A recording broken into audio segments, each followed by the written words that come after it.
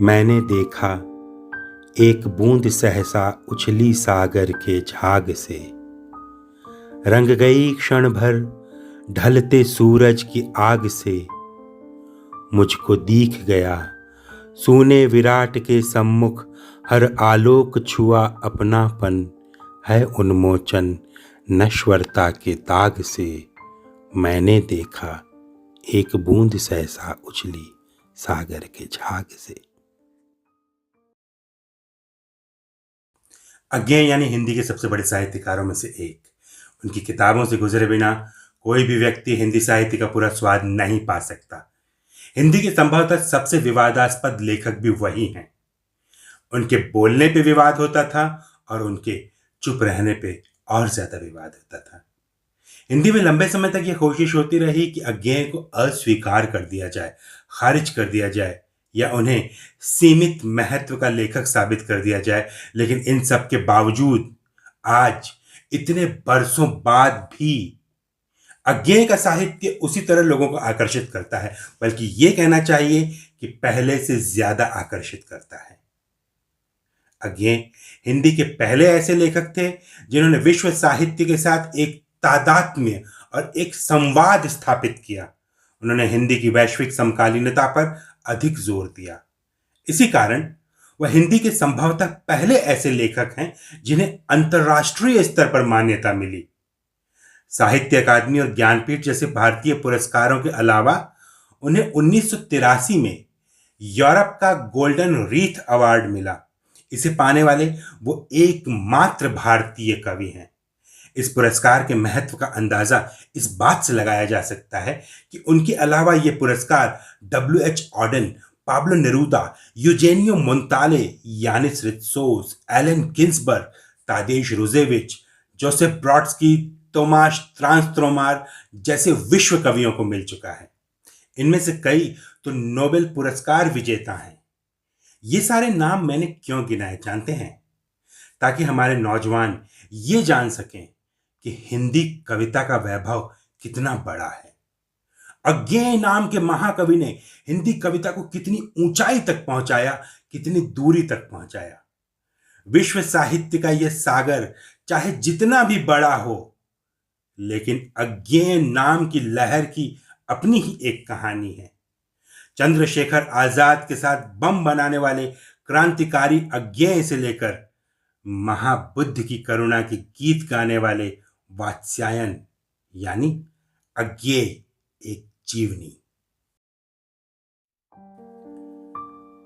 तूफान ने मुझे भी मथा है और वह लय मैंने भी पहचानी है। छोटी ही है पर सागर मेरी भी एक कहानी है। सागर को प्रेम करना मरण की प्रच्छन्न कामना है तो क्या, मरण अनिवार्य है, प्रेम स्वच्छंद वरण है। छोटी ही है पर सागर मेरी भी एक कहानी है। छोटी ही है पर सागर मेरी भी एक कहानी है। लगभग 16 साल की उम्र में मैंने हिंदी साहित्य की किताबों को गंभीरता से पढ़ना शुरू कर दिया था। तब मेरे सामने दो चीजें आई थी, अज्ञेय की कविताएं और सच्चिदानंद हीरानंद वात्स्यायन के निबंध। मैं दोनों को अलग अलग लेखक मान रहा था, लेकिन कुछ ही घंटों में मेरा भ्रम टूट गया। दोनों अलग नहीं बल्कि एक ही थे। सच्चिदानंद हीरानंद वात्स्यायन अज्ञेय। अज्ञेय उनका कवि नाम, उपनाम या फिर तखल्लुस था। मैंने थोड़ी सी और पढ़ाई की तो पता चला मेरे जैसे बहुत सारे लोग अज्ञेय और सच्चिदानंद हीरानंद वात्स्यायन को सचमुच अलग अलग लेखक मानते थे। उदाहरण स्वरूप एक किस्सा सुनाता हूं जो कि पुराने जमाने की पत्रिका सारिका में छपा था।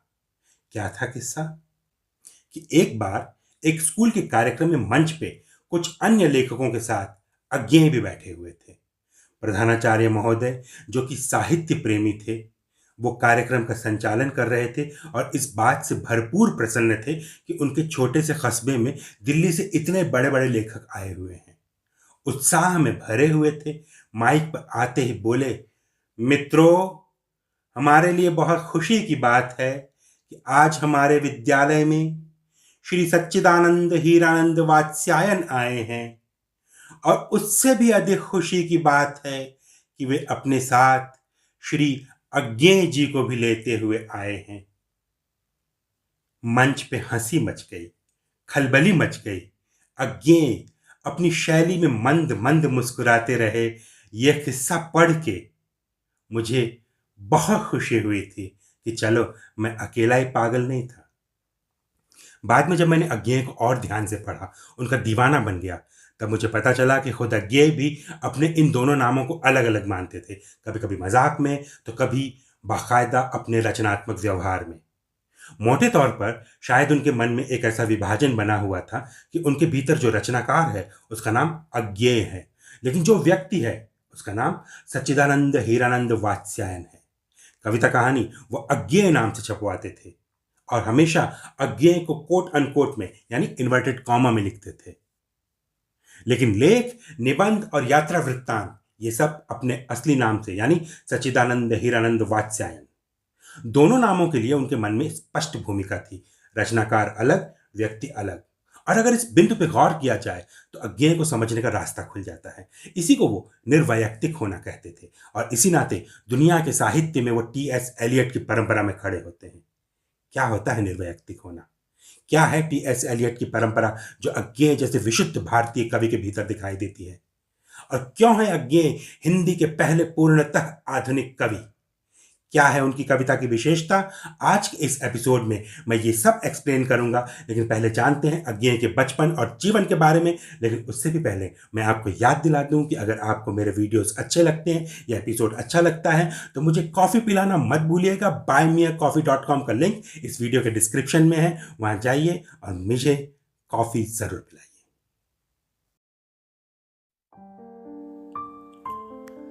चांदनी चुपचाप सारी रात सूने आंगन में जाल रचती रही। मेरी रूपहीन अभिलाषा अधूरेपन की मध्यम आंच पे तचती रही।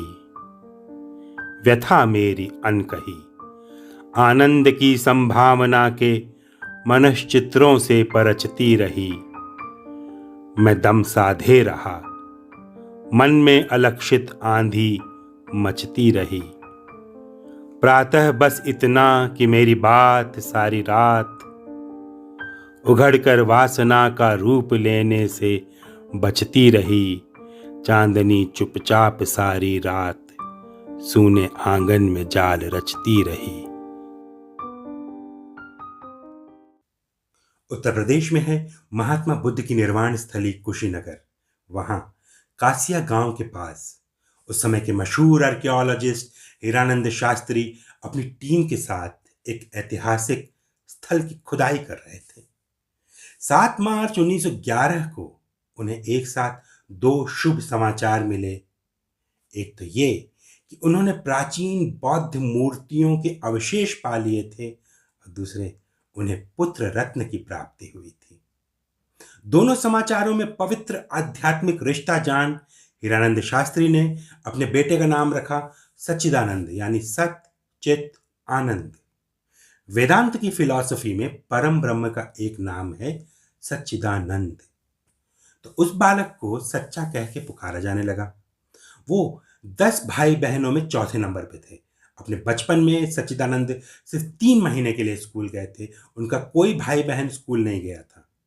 पिता के तबादलों के कारण वे लोग बार बार शहर बदलते थे, इसीलिए उनकी सारी पढ़ाई घर पे होती थी। ठीक उम्र होने के बाद वे 10वीं की परीक्षा देते और आगे कॉलेज की पढ़ाई के लिए दाखिला ले लेते। सच्चिदानंद के चारों ओर पुरातत्व के अवशेष थे, इसीलिए उनके भीतर एक विशिष्ट इतिहास बोध पनपा। जो पुल बनाएंगे वे अनिवार्यतः पीछे रह जाएंगे। सेनाएं हो जाएंगी पार, मारे जाएंगे रावण, जयी होंगे राम। जो निर्माता रहे इतिहास में बंदर कहलाएंगे। सारी पढ़ाई घर में ही हुई थी, तो उन्होंने सबसे पहले सीखी संस्कृत, फिर सीखी फारसी और फिर अंग्रेजी सीखी। इन सब के बीच हिंदी अपने आप सीख ली। सच्चिदानंद का परिवार था पंजाबी ब्राह्मण परिवार। जन्म लिया उत्तर प्रदेश के कुशीनगर में। बचपन कश्मीर, नालंदा, लखनऊ, मद्रास जैसी अनेक जगहों पे रहते हुए बीता। बड़े होने के बाद अमेरिका से लेकर जापान तक तमाम तरह की यात्राएं करते रहे। देखिए, अज्ञेय के साहित्य में जो एक वैश्विक दृष्टि नजर आती है, उसका मूल इन्हीं सब बातों में है। एक बच्चे के रूप में सच्चिदानंद शरारती तो थे, लेकिन अपना अधिकांश समय अकेले ही बिताया करते थे। अंग्रेजी में एक कहावत है कि a healthy child must be a naughty child. तो सच्चिदानंद ऐसे ही थे।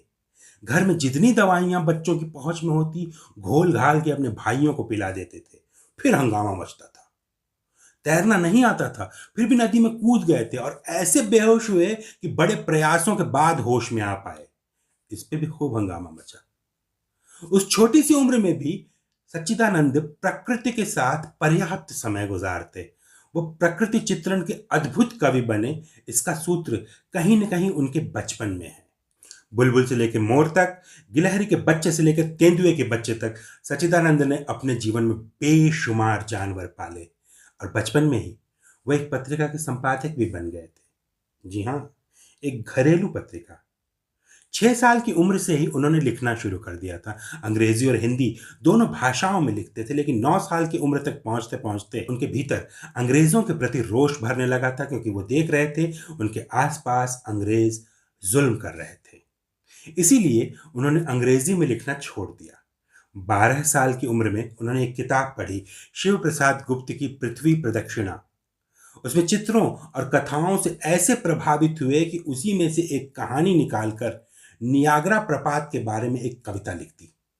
उनके पिताजी उस कविता को सुन के खुश हो गए और उन्हें 5 रुपए का पुरस्कार दिया। 1923 में 5 रुपए। सच्चिदानंद की तो जैसे लॉटरी लग गई। उन पैसों से बहुत सारा कागज खरीद के लाए और एक पत्रिका शुरू कर दी, आनंद बंधु। पूरी पत्रिका वो हाथ से लिखते थे, घर परिवार और रिश्तेदारों के बीच सर्कुलेट करते थे। अपनी पत्रिका के लिए उन्होंने बाकायदा 15-20 ग्राहक भी बना लिए थे, जिनमें डॉक्टर और राय बहादुर लोग शामिल थे, जो न केवल उनकी पत्रिका में छपी रचनाओं को पढ़ते थे, बल्कि सच्चिदानंद से मिलके उन सब पे आलोचनात्मक चर्चा भी करते थे।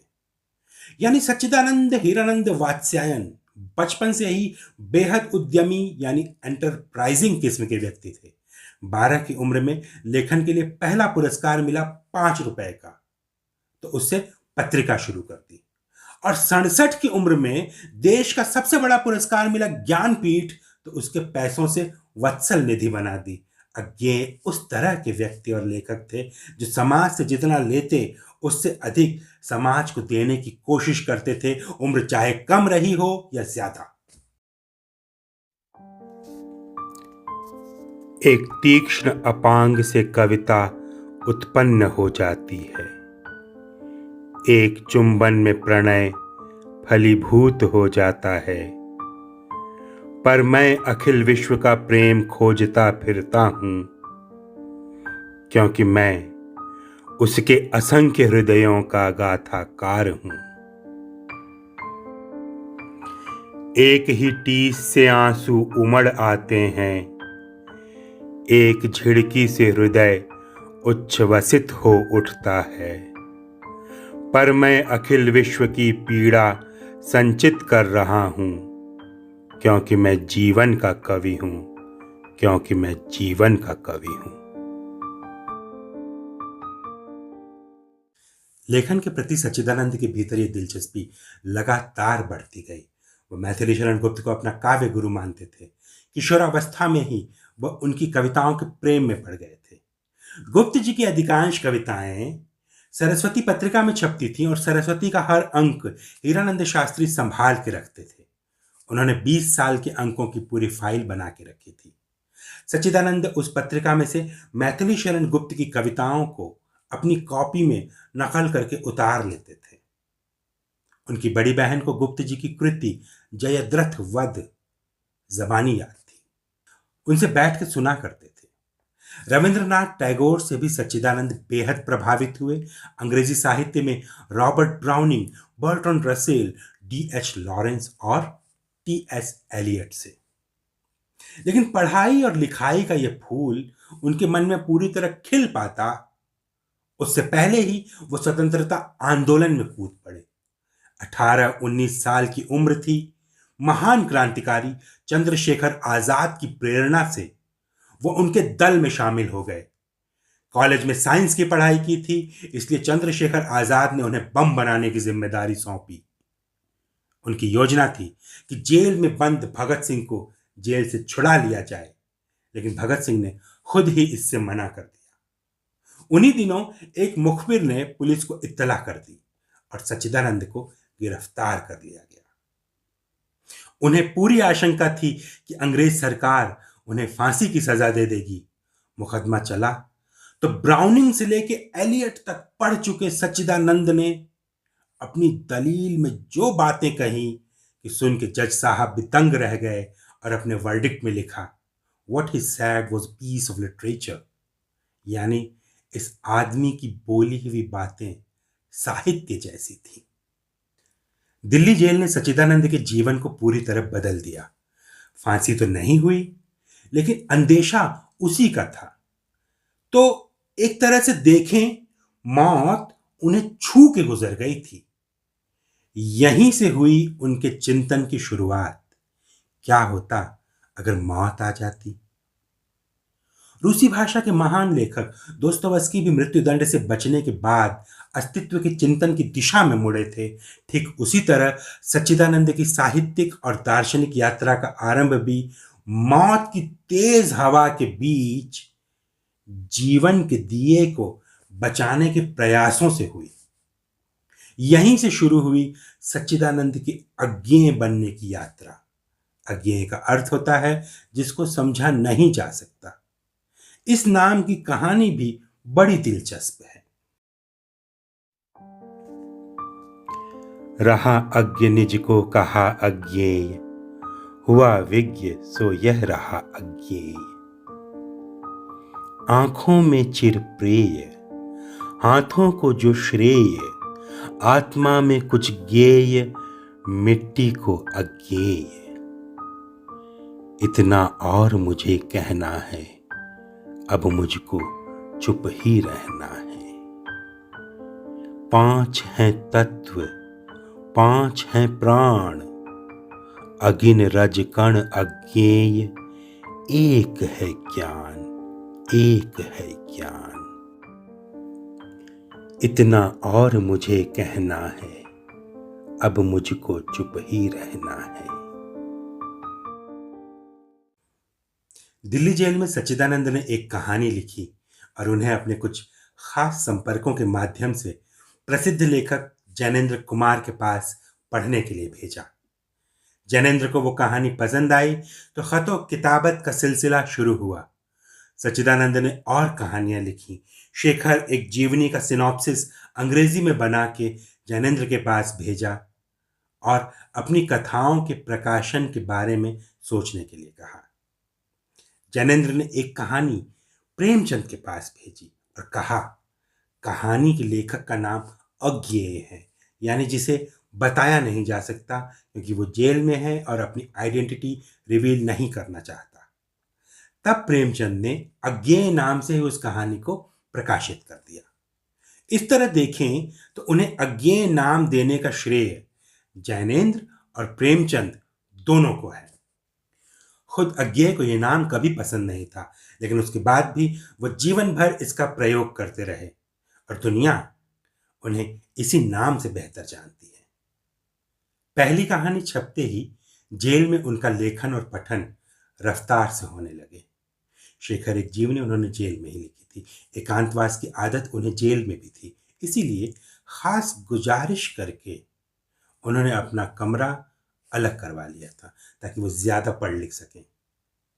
इसीलिए अज्ञेय लेखन को कला के साथ साथ कौशल और क्षमता की चीज भी मानते थे। वो साफ तौर पर नए लेखकों को सलाह देते थे कि यदि वे उपन्यास लिखना चाहते हैं तो उन्हें कम से कम 6 महीने तक अपनी थीम के बारे में ज्ञान और अनुभव अर्जित करना चाहिए। कम से कम 6 महीने तक। इससे अधिक हो जाए तो समझिए कि वो बोनस है। अपना पूरा काम पहले नोट्स की शक्ल में लिखा जाए, उसके बाद अपनी पूरी कथा का एक प्रारूप बनाया जाए, उसे अलग अलग चैप्टर में विभाजित किया जाए और तब लिखना शुरू किया जाए। मैं प्रयत्न करता हूं कि अनुभव के विस्तार और गहराई को बनाए रखूं। इसीलिए नोट्स लेता रहता हूं, प्लानिंग करता रहता हूं। यहां तक कि कागज पर लिखने से पहले एक दो बार रचना को मन में ही लिख लेता हूं। अच्छे वाक्यों, कथोपकथन के अंशों, मार्मिक उक्तियों को नोट करता चलता हूं। कौन कहाँ जाएगा ये पहले ही अंकित कर देता हूं।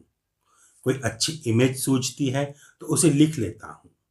वाद विवाद के लिए प्रश्न नोट कर लेता हूं। उपन्यास लिखते समय अपने इस भंडार में से उपयुक्त सामग्री निकाल लेता हूं और उसे उपन्यास के भीतर की स्थिति के अनुसार ढाल लेता हूं। अज्ञेय उन लेखकों में से थे जो स्मृति और कल्पना के साथ साथ स्वप्न को भी महत्वपूर्ण मानते थे। उनकी किताबों के कई दृश्य दरअसल उनके द्वारा देखे गए स्वप्न ही थे। वो एलियट, रिल्के, फ्रायड और प्रूस्ट जैसे मनोवैज्ञानिक लेखकों की उस परंपरा से रिश्ता रखते थे जो ये मानता है कि हम अकारण ही सपने नहीं देखते। हमारे अधिकांश सपने दरअसल किसी न किसी घटना या मानसिकता का संकेत होते हैं। अज्ञेय ने गृह त्याग शीर्षक की कहानी सपने में देखी थी और उठकर ज्यों की त्यों पूरी लिख दी थी। जेल में तो उन्होंने बाकायदा अंधेरे में लिखने का अभ्यास कर लिया था। कागज, पेंसिल सिरहाने रख के सो जाते थे। कोई चीज सूझती तो अंधेरे में ही लिख डालते थे। एक बार उन्होंने सपना देखा कि वो स्वर्ग में है और वहां बड़े साहब की परेड होनी है। इसके लिए कपड़े धोने होंगे और साबुन का पार्सल स्वर्ग के पते पे आया है, उनके घर से। जब वो पार्सल खोलते हैं तो उसमें से एक लंबी कविता निकलती है और वह उसे पढ़ने लगते हैं। ठीक उसी समय उनका सपना टूट जाता है और आंख खुल जाती है। वो पाते हैं कि उन्हें सपने की पूरी कविता शब्दशः याद है।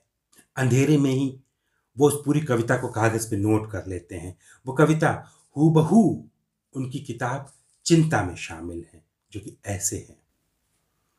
विदा हो चुकी, मिलन हुआ कब, पर हाँ फिर भी विदा विदा, नहीं कभी आया था जो, उसको कहता हूं अब तू जा। अज्ञेय को प्रयोगवाद का जनक कहा जाता है।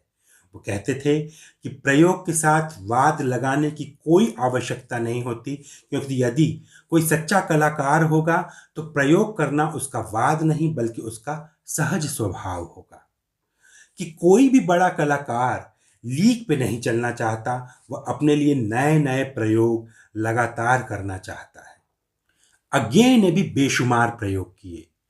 उन्होंने छंद में भी लिखा, मुक्त छंद में भी लिखा और कविता के भीतर गद्य काव्य का भी प्रयोग किया, जिसे खलील जिब्रान गद्य गीत कहा करते थे। कुछ उसी तरह की शैली का प्रयोग करते हुए उन्होंने कविता के भीतर गद्य को भी जगह दी। उन्होंने हिंदी कविता, कहानी और उपन्यास के फॉर्म में अभूतपूर्व तोड़ फोड़ की थी। शेखर एक जीवनी, नदी के द्वीप, आंगन के पार द्वार, कितनी नावों में कितनी बार, इस तरह की तमाम कृतियां इस तोड़ फोड़ का उदाहरण है। कला और मनुष्यता के इतिहास में अनेक बार तोड़ फोड़ की गई हैं, लेकिन महत्वपूर्ण ये नहीं है कि आपने क्या तोड़ा, महत्वपूर्ण ये है कि आपने क्या जोड़ा, क्या बनाया। इतिहास तोड़ने वालों को कम, जोड़ने वालों को अधिक सम्मान से याद करता है। अज्ञेय के वरिष्ठ रचनाकार अज्ञेय को तोड़ फोड़ करने वाला, उत्पाती, क्रांतिकारी किस्म का लेखक मानते थे, लेकिन आज इतने बरसों बाद देखने पे ये एकदम स्पष्ट हो जाता है कि अज्ञेय ने अपने समय की कई काव्य रूढ़ियों को तोड़कर सहजता और विशिष्टता को एक साथ स्थान दिया था। अज्ञेय ने आजीवन साहित्य की सरस्वती की उपासना की, लेकिन वीणा वादिनी से वर नहीं मांगा। आधुनिक कवि कभी वर नहीं मांगता, बल्कि वह हृदय के भीतर रहने वाली आत्म शक्ति को जगाना चाहता है। प्रसाद और निराला में आधुनिकता खोजनी पड़ती है, लेकिन अज्ञेय में आधुनिकता का बोध अंतर्धारा की तरह बहता रहता है, सदा नीरा रहता है। इस विकास गति के आगे है कोई दुर्दम शक्ति कहीं, जो जग की सृष्टा है, मुझको तो ऐसा विश्वास नहीं। मैं भी एक प्रवाह में हूं, लेकिन मेरा रहस्यवाद ईश्वर की ओर उन्मुख नहीं है। मैं उस असीम शक्ति से संबंध जोड़ना चाहता हूं, अभिभूत होना चाहता हूं, जो मेरे भीतर है। अज्ञेय हिंदी में व्यक्ति स्वातंत्र्य की खोज के आरंभिक रचनाकार थे, और ऐसा करते समय वह वैश्विक समकालीनता से पीछे नहीं थे, बल्कि कदम से कदम मिला के चल रहे थे। मानवीय स्वतंत्र अस्तित्व की प्रतिष्ठा और व्यक्ति के स्वातंत्र्य की खोज अज्ञेय की साहित्य साधना का मूल बीज है, जिसका सूत्रपात वह शेखर के जीवन दर्शन में कर देते हैं। वह मनुष्य की आंतरिक शक्ति को ही पूज्य मानते हैं। वेदांत कहता है अहम ब्रह्मास्मि तत्वमसि, और बुद्ध कहते हैं कहीं दूसरी जगह मत देखो, अपना दीपक तुम खुद ही हो। अज्ञेय उन्हीं प्राचीन भारतीय विचारों और आधुनिक रूप विधान का अद्भुत सम्मिश्रण है, अर्थात वह पश्चिम के आधुनिक साहित्य से फॉर्म लेते हैं और उसमें भारतीय ज्ञान परंपरा को समाविष्ट करते हैं। यही अज्ञेय की आधुनिकता है, और यही सारे संसार की आधुनिकता है कि रूढ़ियों को तोड़ो किंतु परंपरा का विस्तार करते चलो। कि सबसे पहले रूढ़ी और परंपरा में अंतर करना सीखो, कि जैसे खेत में से खरपतवार निकाल दी जाती है लेकिन बालीदार पौधों को बचाए रखा जाता है, उसी तरह रूढ़ियां हटाने की चीज है, लेकिन परंपरा गर्व करने की चीज है।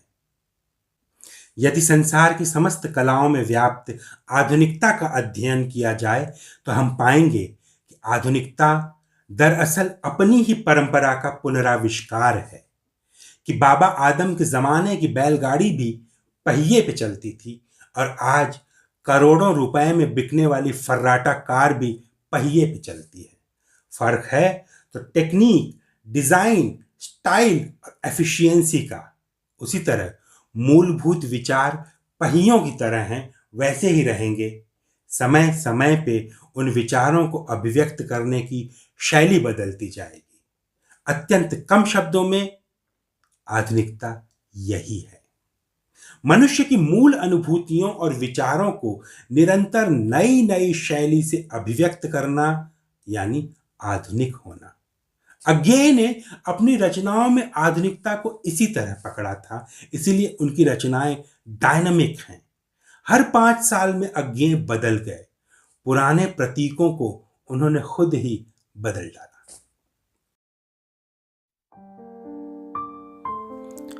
अगर मैं तुमको ललाती सांझ के नभ की अकेली तारिका अब नहीं कहता, या शरद के भोर की निहार नाई कुई, टटकी कली चंपे की वगैरह, तो नहीं कारण कि मेरा हृदय उथला या कि सूना है, या कि मेरा प्यार मैला है, बल्कि केवल यही ये उपमान मैले हो गए हैं। देवता इन प्रतीकों के कर गए हैं कूच, कभी बासन अधिक घिसने से मुलम्मा छूट जाता है।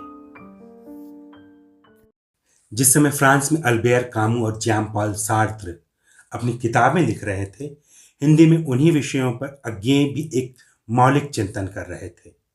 कामू की अजनबी, पतन और अज्ञेय की शेखर एक जीवनी समकक्ष कृतियां हैं। अज्ञेय का अध्ययन हमें सिर्फ छायावाद की प्रतिक्रिया, प्रगतिवाद या प्रयोगवाद के संदर्भ में ही नहीं करना चाहिए, बल्कि उससे भी आगे बढ़ के, उससे भी ऊपर जाके कामू, सार्त्र, आंद्रे जीद और मार्सेल प्रूस्त के साथ रख के करना चाहिए। उड़ चल हारिल लिए हाथ में यही अकेला ओछा तिनका। उषा जाग उठी प्राची में, कैसी बाट भरोसा किनका। उड़ चल हारिल, लिए हाथ में यही अकेला ओछा तिनका। शक्ति रहे तेरे हाथों में, छुट न जाए यह चाह सृजन की। शक्ति रहे तेरे हाथों में, रुक न जाए यह गति जीवन की। ऊपर ऊपर ऊपर ऊपर बढ़ा चीरता जल दिगमंडल। अनथक पंखों की चोटों से नभ में एक मचा दे हलचल। तिनका तेरे हाथों में है अमर एक रचना का साधन। तिनका तेरे पंजे में है विधना के प्राणों का स्पंदन। कांप न यद्यपि दसों दिशा में, तुझे शून्य नभ घेर रहा है। रुक न यद्यपि उपहास जगत का, तुझको पथ से हेर रहा है। तू मिट्टी था किंतु आज मिट्टी को तूने बांध लिया है। तू था सृष्टि किंतु सृष्टा का गुर तूने पहचान लिया है। मिट्टी निश्चय है यथार्थ पर, क्या जीवन केवल मिट्टी है। तू मिट्टी पर मिट्टी से उठने की इच्छा किसने दी है। आज इसी ऊर्ध्वंग ज्वाल का तू है दुर्निवार हरकारा। दृढ़ ध्वज दंड बना यह तिनका, सूने पथ का एक सहारा। मिट्टी से जो छीन लिया है वह तज देना धर्म नहीं है। जीवन साधन की अवहेला कर्मवीर का कर्म नहीं है। तिनका पथ की धूल स्वयं तू है, अनंत की पावन धूली। किंतु आज तूने नभपथ में क्षण में बद्ध अमरता छूली। उषा जाग उठी प्राची में, आवाहन यह नूतन दिन का। उड़ चल हार लिए हाथ में एक अकेला पावन दिन का। उड़ चल हार लिए हाथ में एक अकेला पावन दिन का। ये एक अकेली कविता पूरे अज्ञेय का निचोड़ है। उनका सार तत्व इसी कविता में है। किंतु आज तूने नभपथ में क्षण में बद्ध अमरता छूली। क्षण में बद्ध अमरता, यही अज्ञेय का अभीष्ट है। हर अच्छा कवि अमरता को क्षण में बांध लेना चाहता है। वो जीवन को इतना दूर से देखता है कि जीवन एक क्षण जितना दिखने लगता है। जैसे हारिल पक्षी आसमान में ऊंचा उड़ता है और वहां से एक व्यक्ति को देखता है। वो व्यक्ति उसे एक बिंदु में परिवर्तित हुआ जान पड़ता है। वो बिंदु, वो क्षण, वही अज्ञेय की कविता का बीज है। अज्ञेय के भीतर क्षण के प्रति एक अतिरिक्त आग्रह है। उन्हीं के शब्दों में कहें तो क्षण का आग्रह क्षणिकता का आग्रह नहीं है, यह अनुभूति की प्राथमिकता का आग्रह है। इसीलिए अज्ञेय की कविताओं में क्षण भांति भांति से आता है। हरी घास पे क्षण भर, सर्जना के क्षण, प्यार का क्षण, अनुभूति का क्षण, समर्पण का क्षण। जिस तरह उनकी कविताओं में हारिल आता है, उसी तरह उनकी कविताओं में मछली आती है। अर्थ हमारा जितना है सागर में नहीं, हमारी मछली में है। सभी दिशा में सागर जिसको घेर रहा है। अर्थ हमारा जितना है सागर में नहीं, हमारी मछली में है। सभी दिशा में सागर जिसको घेर रहा है। अज्ञेय की कविताओं को समझना है तो 6 शब्दों की एक कुंजी बनती है। हारिल, मछली, क्षण, सागर, हरी घास, धूप। अज्ञेय भारतीय साहित्य में व्यक्ति की स्वतंत्रता की खोजी हैं। ये सारे प्रतीक उन्होंने प्रकृति से लिए हैं और ये सब उनकी कविताओं में बार बार आते हैं। ये सब के सब व्यक्ति की स्वतंत्रता के भी प्रतीक हैं। हारिल एक ऐसा पक्षी है जो आसमान में ऊंचा उड़ता है। उसके बारे में एक मान्यता ये है कि वो जमीन पे नहीं आता, किंतु महत्वपूर्ण ये नहीं बल्कि महत्वपूर्ण ये है कि उसे चारों ओर से शून्य नभ ने घेर रखा है। हारिल को नभ ने घेर रखा है, मछली को चारों दिशाओं से सागर ने घेर रखा है। हारिल के लिए जो आसमान है, मछली के लिए वही सागर है। हारिल और मछली व्यक्ति का प्रतीक हैं। आसमान और सागर समाज के प्रतीक हैं।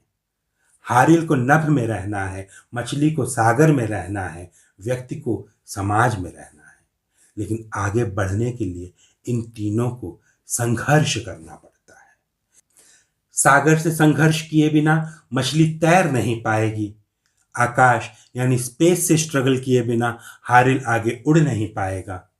समाज की वर्जनाओं को तोड़े बिना व्यक्ति का विकास नहीं हो पाएगा।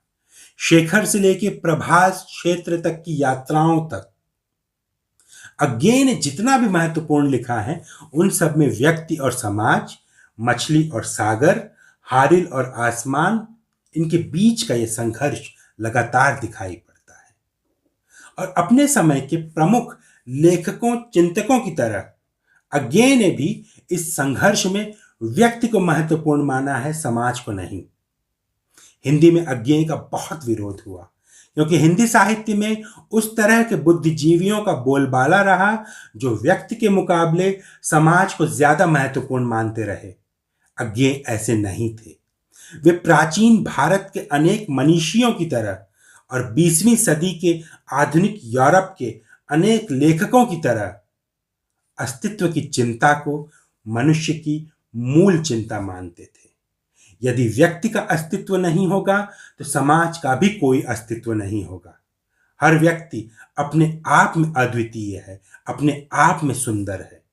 उसकी निजी चिंताएं समाज की चिंताओं से अधिक बड़ी हो सकती हैं और उसे जीने के लिए लगातार अपने समाज से संघर्ष करना पड़ सकता है। यही अज्ञेय की रचनाओं का मूल है। यही Dostoevsky, Kafka, Camus, Sartre, Browning, Eliot और प्रूस्ट की रचनाओं का स्वर भी यही है। इस तरह के साहित्यकारों का अस्तित्व की चिंता करने वाले, अस्तित्व के बारे में चिंतन करने वाले साहित्यकारों का एक जो वैश्विक परिवार बनता है, अज्ञेय उसमें भारत का प्रतिनिधित्व करते हैं। और ऐसा करने के लिए उन्हें अपने पूरे समय के साथ संघर्ष करना पड़ा, एक मौन संघर्ष। अज्ञेय ने एक अखंड तपस्वी की एकाग्रता, एक तेजस्वी साधु की साधना, एक समाधिस्थ योगी की शांति और एक शालीन भिक्षु के मौन के साथ अपनी तरफ आने वाली हर आलोचना को झेला और अंततः अपनी रचनात्मक शर्तों के मुताबिक साहित्य सृजन किया। अज्ञेय के साहित्य में आपको घुसना है तो अज्ञेय की शर्तों पे घुसना होगा। आप अपनी शर्तों पे उनके साहित्य में नहीं घुस सकते। झुक के घुसना होगा, निहुर के घुसना होगा। अकड़ के घुसोगे तो अपना सिर फुड़ा बैठोगे। हिंदी में कई लोग अपना सिर फुड़ा बैठे हैं। वे अपनी अकड़ को दोष नहीं देते, बल्कि अज्ञेय का विरोध और उनकी निंदा करने लग जाते हैं।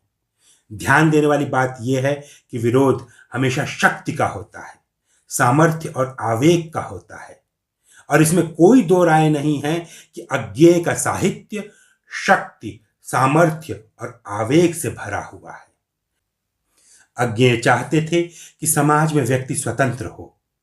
स्वतंत्र व्यक्ति की अवधारणा एक ऐसा बिंदु है जिसका आमतौर पर विरोध किया जाता है, क्योंकि आज भी हमारा समाज एक स्वतंत्र व्यक्ति से डरता है और उसकी काठी को कुचलने और उसकी आवाज को दबाने का भरसक प्रयास करता है। अज्ञेय विद्रोही थे, लेकिन उनका विद्रोह कला रूढ़ियों को ध्वस्त करने में दिखाई देगा, गलियों और चौराहों में नहीं दिखाई देगा। क्योंकि व्यक्ति और समाज के द्वंद्व में व्यक्ति का पक्ष लेने के बावजूद समाज और जीवन के प्रति उनका दृष्टिकोण आक्रोश का दृष्टिकोण नहीं, बल्कि प्रेम का दृष्टिकोण था। यही वो दृष्टिकोण था जिसने उनके भीतर नागरिक समीक्षा की भाव को भरा। अन्य कई कवियों की तरह वो बुराई के प्रतीक बना दिए गए सांप को मारने की सिफारिश कर सकते थे, लेकिन उसके बावजूद वह सांप से संवाद करते हैं और उसके बहाने एक व्यंग्यात्मक नागरिक समीक्षा प्रस्तुत करते हैं। सांप, तुम सभ्य तो हुए नहीं, नगर में बसना भी तुम्हें नहीं आया। एक बात पूछूं, उत्तर दोगे? तब कैसे सीखा डसना, विष कहां पाया? नागरिक समीक्षा का यह बोध अज्ञेय के भीतर निर्वैयक्तिकता से आता है। देखिए, आरंभ में मैंने ये बात कही थी, फिर उसी बिंदु पे लौट के आया हूं। निर्वैयक्तिकता, इस भाव पे संसार की कविता में सबसे अधिक जोर अंग्रेजी के महान कवि टी.एस. एलियट ने दिया था। क्या होती है निर्वैयक्तिकता?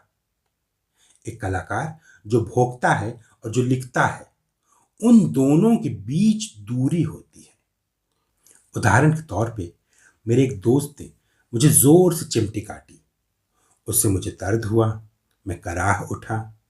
लेकिन मैं जानता हूं कि मित्र ने चुहल में, प्यार में, शरारत में वो चिमटी काटी थी।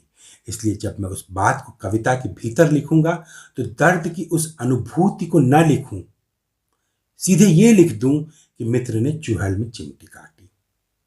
जीवन के प्रति एक निस्संगता का भाव यानी निर्वैयक्तिकता। जीवन में पूरी तरह शामिल मत हो। तुम जीवन में शामिल हो तो कविता में पूरी तरह शामिल मत हो। थोड़ा सा बाहर रह जाओ, या तो जीवन से बाहर या कविता से बाहर। भोगना अलग है, रचना अलग है। और भोगने और रचने के बीच की दूरी जितनी बड़ी होगी, कलाकार भी उतना बड़ा होता जाएगा। बिल्कुल विरोधाभास जैसी बात है। ये बात एलियट कहते थे, ये बात अज्ञेय कहते थे। एक अच्छा डॉक्टर अपने मनुष्य को अलग करके डॉक्टरी करता है। यदि वो अपने मनुष्य को अपने ऊपर हावी होने देगा तो डॉक्टरी का कर्म वो पूरी तरह से कर नहीं पाएगा, क्योंकि डॉक्टरी के लिए जिस कौशल की आवश्यकता होती है वह उसका मनुष्य दबा देगा। इसी तरह कविता में होता है। टी.एस. एलियट ने इस सिद्धांत को विशेष जोर देकर के समझाया कि कवि के पास दो व्यक्तित्व होने चाहिए। एक उसका खुद का कवि व्यक्तित्व, दूसरे उसका साधारण मनुष्य व्यक्तित्व। तभी उसके भीतर अपने विषय के प्रति एक ईमानदारी आ पाएगी। तभी उसकी कविता एक भावुक उच्छ्वास बनने के बजाय एक सार्थक कलाकृति में तब्दील हो पाएगी। इसको अगर और आसानी से समझना हो तो एक शब्द है डिटैचमेंट। जिस बात को एलियट और अज्ञेय निर्वैयक्तिकता कह रहे हैं, बुद्ध ने उसी को विराग यानी डिटैचमेंट कहा था। यानी जिस चीज को तुम गौर से देखना चाहते हो उसको थोड़ा सा दूर से देखो, कि जिस चीज से तुम जुड़ना चाहते हो उससे थोड़ा सा दूर हो जाओ। और यही अज्ञेय का क्षणवाद भी है। जितना दूर से देखोगे, समय का एक हिस्सा तुमको क्षण की तरह दिखाई देने लगेगा। 2020 तुम्हें बहुत बड़ा दिखाई देता है, लेकिन 1920 के पूरे बरस को तुम एक क्षण की तरह देख सकते हो। 500 साल पहले की एक पूरी सदी को, मान लीजिए अकबर की पूरी सदी को हम एक क्षण की तरह देख लेते हैं और एक वाक्य में उसका वर्णन कर देते हैं। तो जितना दूर जाएंगे हम चीजों को उतना छोटा करके देख पाएंगे और उतना उससे निर्वैयक्तिक हो पाएंगे, उतना उससे डिटैच हो पाएंगे। यही है क्षण और यही है निर्वैयक्तिकता। याद कीजिए अब हारिल को, जितना ऊंचा उड़ेगा पृथ्वी पर मनुष्य को उतने छोटे बिंदु की तरह देखेगा। यह क्षण छोटा सा है किंतु अज्ञेय बहुत बड़े हैं। वह हिंदी कविता की अद्वितीयता है। वह साहित्य के नभ में अकेले उड़ते हारिल हैं। वह भाषा के सागर से घिरी हुई मछली हैं। उसके बाद भी उड़ रहे हैं, तैर रहे हैं, हमेशा तैरते रहेंगे, हमेशा उड़ते रहेंगे, ऊपर ऊपर ऊपर ऊपर, बढ़ा चीरता जल दिगमंडल, अनथक पंखों की चोटों से नभ में एक मचा दे हलचल। साहित्य के नभ में अज्ञेय द्वारा मचाई गई हलचल बहुत लंबे समय तक बनी रहेगी।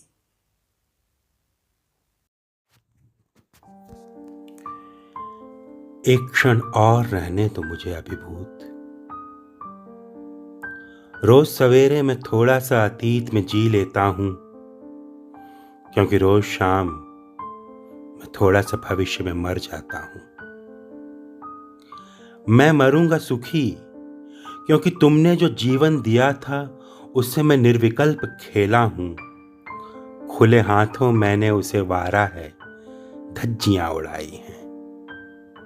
मैं मरूंगा सुखी, मैंने जीवन की धज्जियां उड़ाई हैं। एक क्षण और रहने दो मुझे अभिभूत। अब भी यही सच है कि अभी एक गीत मुझे और लिखना है, अभी एक गीत मुझे और लिखना है, अभी एक गीत मुझे और लिखना है।